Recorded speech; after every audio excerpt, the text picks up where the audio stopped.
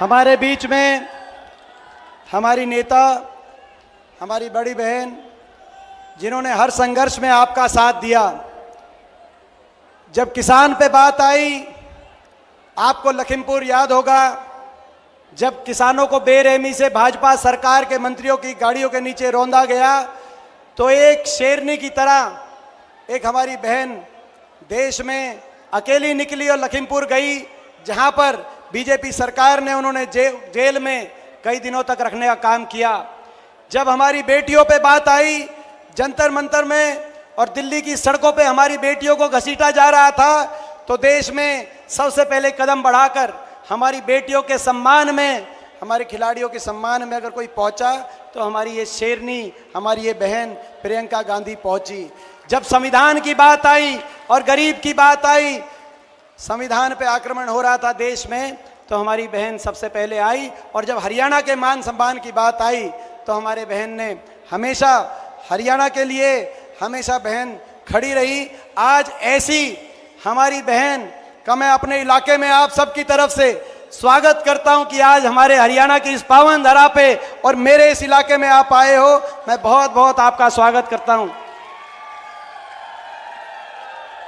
बाकी हरियाणा में क्या चल रहा है, यह रिपोर्ट आप तक पहुंच गई कि नहीं पहुंच गई? जुलाना वालों, क्या चल रहा है? किसकी सरकार बन रही है? हरियाणा के कोने कोने से आज एक ही आवाज आ रही है, बीजेपी की दमनकारी सरकार जा रही है और कांग्रेस पार्टी की सरकार।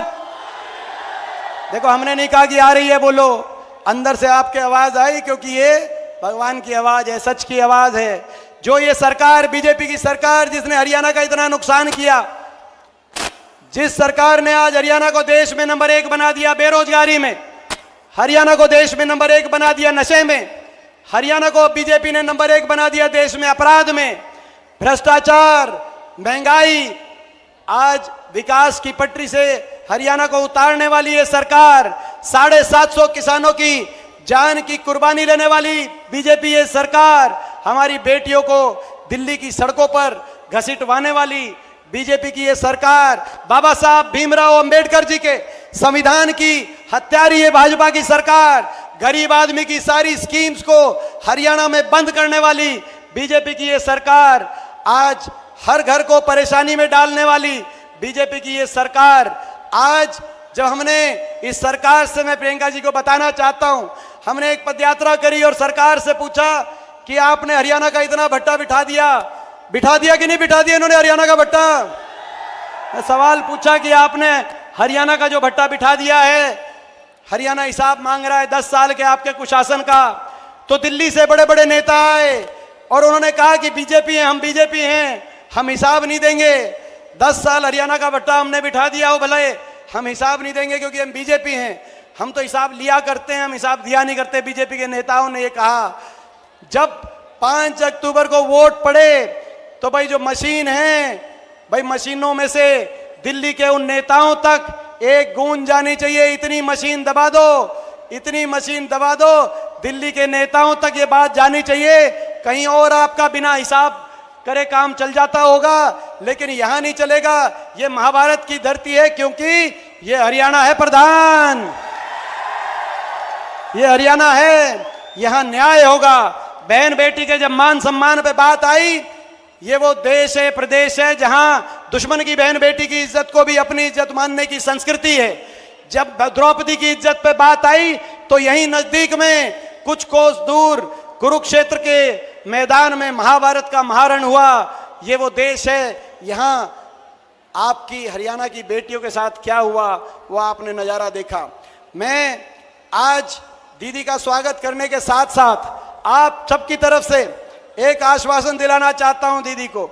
जब यहां पे आए हम नामांकन में, जब यहां पे आए विनेश बहन के प्रचार में, तो इन सब ने कहा कंपटीशन लगेगा।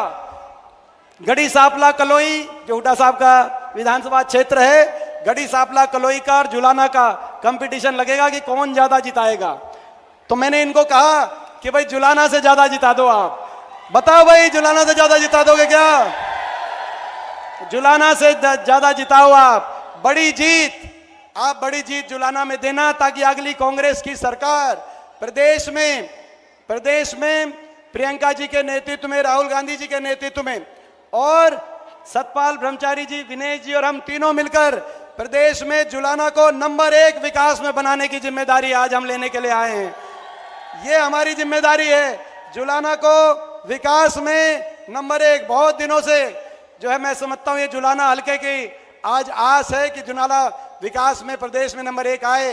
तो आज ये हमारी जिम्मेदारी है और आपकी जिम्मेदारी ये है बड़ा आशीर्वाद देकर मेरी इस छोटी बहन विनेश फोगाट को बड़ा आशीर्वाद देकर आप चंडीगढ़ भेजना। आपके आशीर्वाद की एक एक वोट से मुझे और हम सबको उतना ही आशीर्वाद मिलेगा जितना विनेश को मिलेगा और मिलकर हम चलेंगे। बताओ दीदी को विश्वास दिला दूं, ये जो हल्का ये प्रदेश में नंबर 1